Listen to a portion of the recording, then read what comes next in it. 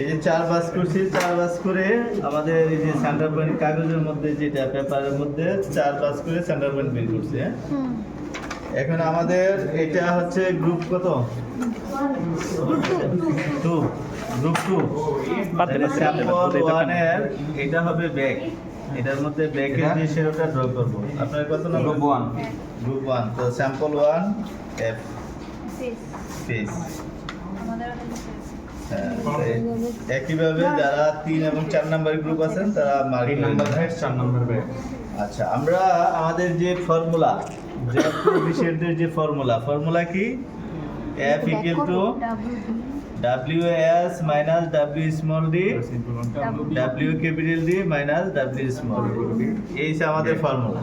এই ফর্মুলা অনুযায়ী আমাদের কি কি মান নিতে হবে? আমাদের W capital D এর ওজন, W small d এর ওজন আর W s এর ওজন। স্যাম্পল 2 না। এখন W ক্যাপিটাল D এর ওজন হচ্ছে, আমরা সবাই আমাদের এই পেপারের টোটাল ওজনটা নিব। এটা হচ্ছে W ক্যাপিটাল D এর ওজন।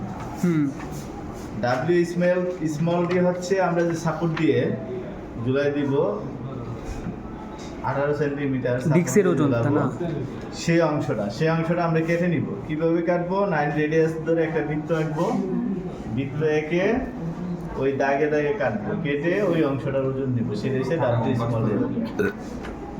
তারপরে WS টা আমরা ওই যে শেডোটা, যে স্যাম্পল থেকে আমরা শুধু শেডোটা, স্যাম্পলের কাজ হচ্ছে আমাদের শেডোটা নেওয়া, এখানে আর কোনো কাজ না। ওই শেডোটা যে ড্র করব, ওই শেডো অনুযায়ী ড্র করার পরে WS এর ভ্যালুটা পাবো।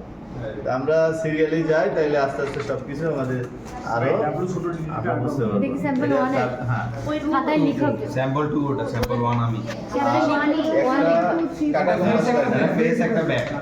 আচ্ছা, এটা ব্যাক, তাহলে স্যাম্পল 1 এটা একটা ব্যাক। কম্পাস লাগবে, একটা স্কেল লাগবে।